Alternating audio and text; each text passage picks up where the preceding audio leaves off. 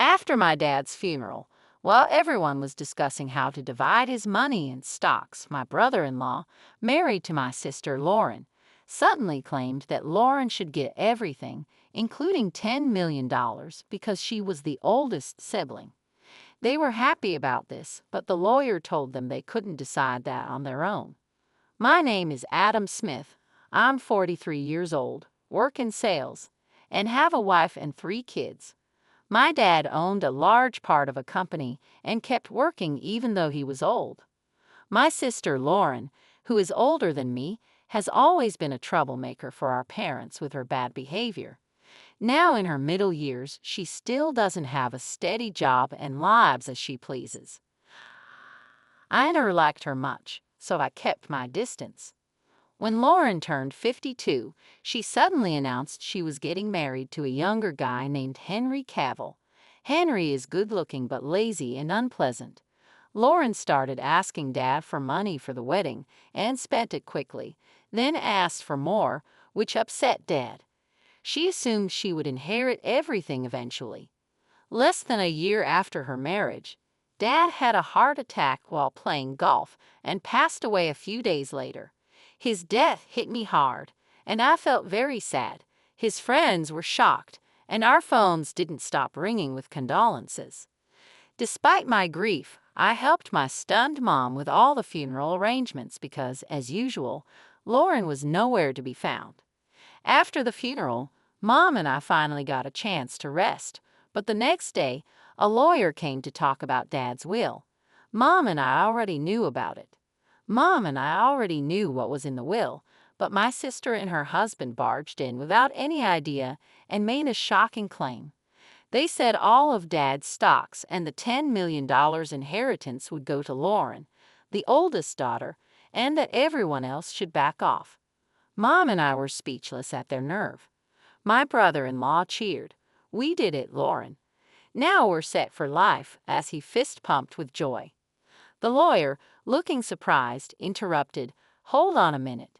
My sister glared at him, but he gave her a stern look and said, "Lauren, you're not entitled to any inheritance." My sister and her husband were stunned and protested, saying, "That can't be right. Lauren is the oldest daughter. She should get everything." It was clear my brother-in-law had been counting on that inheritance. The lawyer then revealed, "Did you not know? Lauren is not Mr. Smith's biological child." Suddenly, my sister's face turned pale, and she looked at our mother. Mom wore a complex expression. I had always known Lauren was a half-sibling, but it seemed she had been kept in the dark. Lauren, almost frantic, shook our mother, demanding, "Mom, what does this mean?" "Lauren, you're from my previous marriage," our mother muttered, shaken by Lauren's grip. Lauren, who had often teased me about being the favorite child, now looked stunned. Her husband interjected, "But as she was legally adopted, she should still have inheritance rights, right?" Lauren agreed, "Yes, that's what I thought." Our mother shook her head, explaining there had been no legal adoption. Both my sister and her husband were incredulous. "That can't be. I'm the oldest daughter. Even Dad said so," Lauren argued. Then, turning her anger towards me, she snapped, "I'm not letting you take everything." I responded, irritated by her entitlement. "After all the support Dad gave you, you still say that. Be quiet. I'm his rightful heir." My sister and her husband protested, but I sighed, feeling the weight of the situation. While it's normal for parents to support their children, you have been using Dad's money to settle debts and deal with various troubles. Our mother suggested, "Why don't we let Lauren see the will too?" Lauren panicked. "I have no idea about that. It was her own fault for not paying attention when Dad wanted us all to discuss the will's contents. She had brushed it off and went out instead." When I pointed this out, my brother-in-law gave Lauren a fierce glare. "What were you thinking?" This was important. Faced with the situation, they agreed to listen. The lawyer then revealed Dad's will, which stated clearly that the inheritance was for me and Mom. It also explained that Dad had initially planned to adopt my sister but changed his mind due to her behavior and reckless spending. Realizing she had no inheritance rights, my sister was stunned. "Darn it, what now?" she muttered. Suddenly, my brother-in-law raised his voice. "You lied to me. You said you had money." His demeanor turned aggressive, shocking both my mother and sister, but not me. I had seen his greed before. He might have married Lauren for her money. "Lauren, don't come back until you've got some money," he commanded. "Wait, Henry, what do you mean? I thought I was going to be wealthy. What a letdown," he snapped, pushing past her and storming out of the room. Left behind, my sister glared at us, angry and upset. "Mom, why didn't you have me adopted? It's not fair that only you get the inheritance. I should have gotten something too, but you didn't handle it right." "This is awful," she cried, making a scene. I was taken aback by her outburst, but the lawyer seemed unfazed, maybe used to such drama. "Why does he get everything?" she yelled. "Because I'm Dad's son," I replied. Her eyes filled with anger as she lunged at me, shouting, "It would have been better if you were never born." I thought to myself that even if I hadn't existed, Dad would likely have made the same decision given her character. Before I could say anything, the lawyer calmly intervened. "Lauren, if you continue like this, it will involve the police." My sister flinched, possibly recalling her past shoplifting incidents. "Lauren," our mother called out, tears in her eyes. 5 months later, the inheritance proceedings went smoothly. Though my sister and brother-in-law grumbled for a bit, the lawyer's efficient management left them no room to interfere. My mother gave my sister some money, but I refrained from commenting on it. What bothered me most was their sudden disappearance with the funds, displaying their blatant gold-digging behavior. This left a sour taste in the mouths of our relatives who knew the situation. Took my mother, wife, and daughter out for a meal. Thanks to my wife's suggestion, my mother, who had been somewhat withdrawn since Dad's passing, seemed more cheerful around her adorable granddaughter. "Hey, Mom, why don't you come live with us?" I proposed. "But you know, Lauren might drop by sometimes. She only shows up when she needs money, right? Don't be too accommodating with her." My mother hesitated. Understandable, since Lauren is her biological daughter. Plus, if our family moved into the family home, Lauren might cause trouble again. Respecting her concerns, I asked her to think it over as I drove towards the family home to drop her off. As we pulled up, we noticed lights on in the supposedly empty house. It wasn't time for the helper to be there, so maybe my sister had returned. With that in mind, I parked the car in the garage. "Let's pop in for a quick coffee," I suggested. As we stepped out of the car and headed towards the entrance, a car suddenly swerved towards us, narrowly missing us. Reacting to my daughter's cry, I instinctively shielded my wife. Ouch! Thankfully, the car only grazed me, but I was thrown into a nearby flower bed, taking a hard knock. The car came to a halt after hitting the garage entrance. "Are you all right, honey?" My wife and daughter rushed over to help me up while my mother stood trembling at the entrance, understandably shaken. Panic ensued. I was rushed to the hospital by ambulance and had to stay overnight. Later, I learned that the driver was Henry Cavill, my brother-in-law. He claimed to the police that he mistook the accelerator for the brake, but I doubted his explanation. When my mother and sister visited me in the hospital, my sister looked at me coldly and remarked, "You're surprisingly resilient, aren't you?"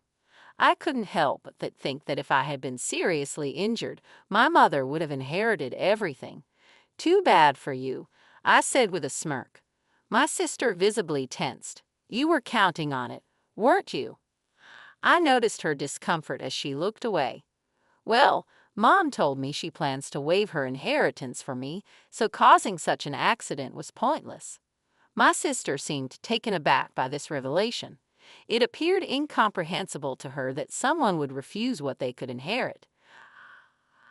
I have a wife and kids, so Mom asked me to pass it on to them. That's what parents do. But my sister stuttered. Even made a will early on, following Dad's example. This left my sister speechless. So, unfortunately, my share won't be going to Mom anymore, I said. My sister trembled as she stared at me. Can't you at least give me some? There's $10 million, right?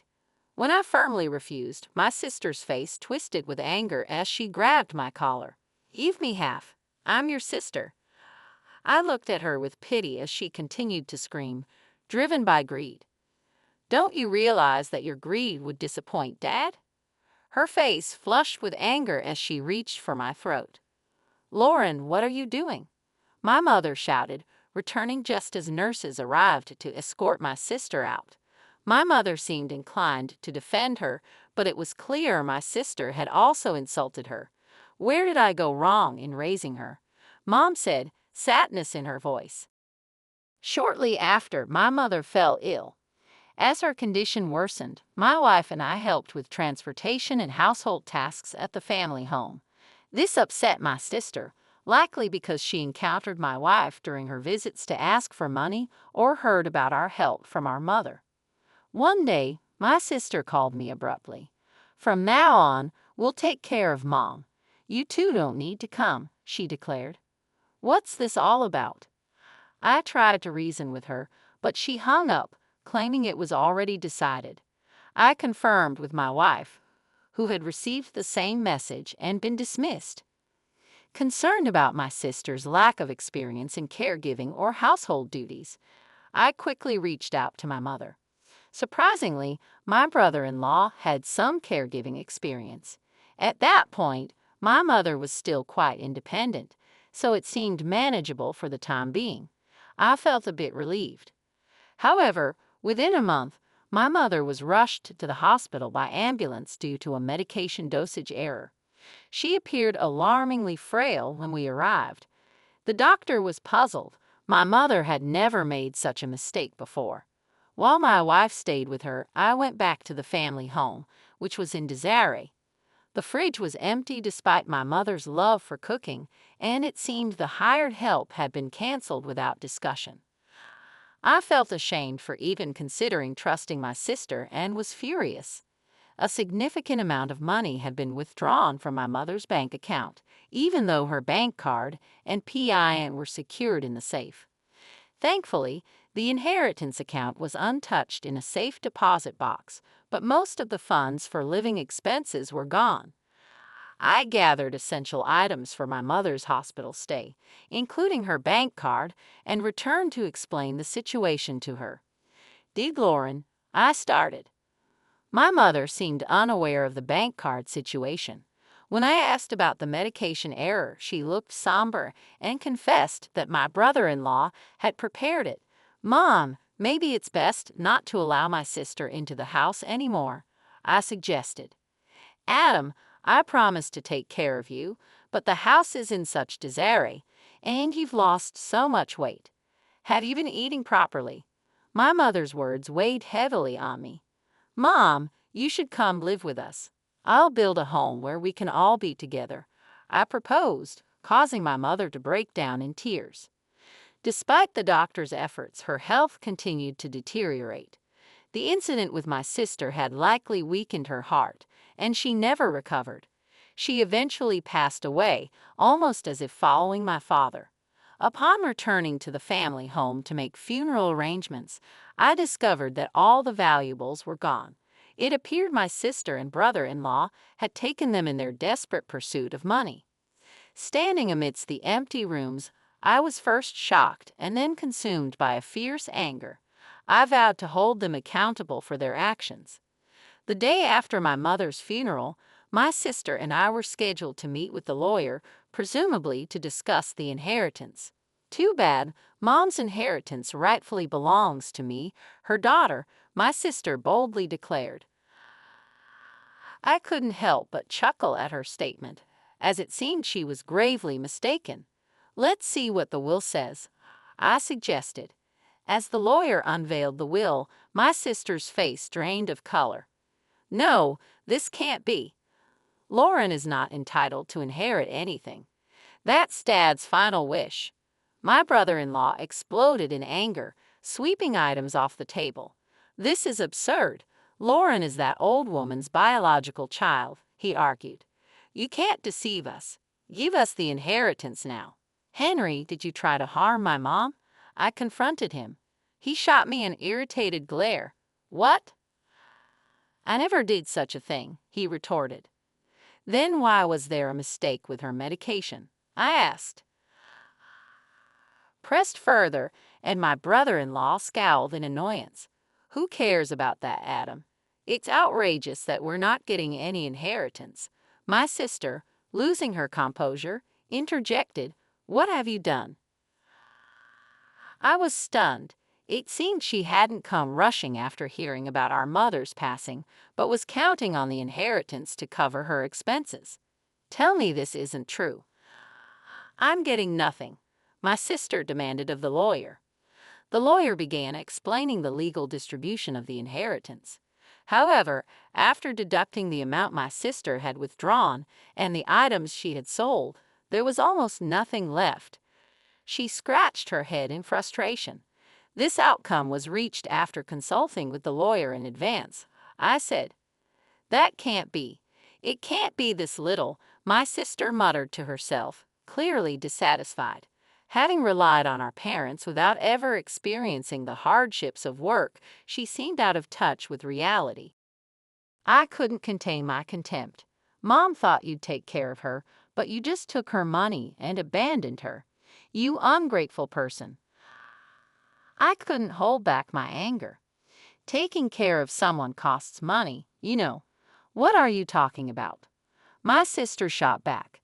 Then show me the detailed expenses you used for Mom's living costs. I'll cover the necessary expenses. I challenged her, extending my hand. My sister's face paled, and her lips trembled.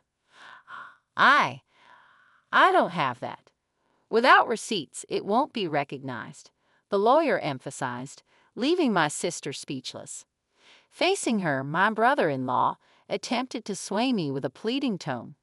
Adam, your sister really needs help. Can't you lend her a hand, even just a little? I declined firmly, feeling my frustration growing. It seemed my brother-in-law was reaching his limit too. If everything had gone as planned, Lauren would have had the entire inheritance by now, he muttered. What do you mean by that? I questioned, but before I could delve deeper, my brother-in-law let slip, because of this guy, nothing ever goes smoothly. I was supposed to get a new car, but all I got was barely enough for repairs. My sister desperately tried to interject, but it was too late. That's a serious accusation. It sounds like fraud, the lawyer remarked, holding her ground and smiling at the couple. What? That's illegal. I clearly stated at the outset that this meeting would be recorded, and you both agreed to it, my brother-in-law stammered, realizing his mistake. Declared, Henry, I'll be pressing charges for that accident. Don't be absurd. There's no evidence, he retorted, trying to dismiss my accusation. You've just provided the evidence yourself, I replied confidently. My sister burst into tears, shaking my brother-in-law in frustration. You fool. It's all your fault. What are we going to do now? Eventually, my brother-in-law faced criminal charges. His previous offenses also came to light, leading to his arrest by the police. My sister, implicated as an accomplice, received a lesser sentence. Unable to afford her rent, she sought help from relatives, but everyone turned her away. Her desperation grew, and she found herself isolated and struggling. I continued to work diligently without relying on any inheritance. My job in sales provided a stable income, and I took pride in supporting my family through my own efforts. Despite the tumultuous events, I found solace in the dividends from Dad's stocks, which provided a small but consistent source of additional income. My mother's passing had been a heavy blow, but I focused on building a strong, loving home for my wife and children. We moved forward together, finding strength in each other. The memories of my parents and the lessons they taught me guided my actions and decisions. Though my sister and brother-in-law's actions had caused turmoil, I chose to rise above the chaos. I invested wisely, saved diligently, and ensured my family's well-being. The hard-earned stability and the small pleasures of life, like the dividends from the stocks, were my rewards for perseverance and integrity. In the end, I knew that my father would be proud of how I handled the situation. The inheritance was not just about money. It was about upholding the values he instilled in me. I took comfort in knowing that I had honored his legacy through my actions.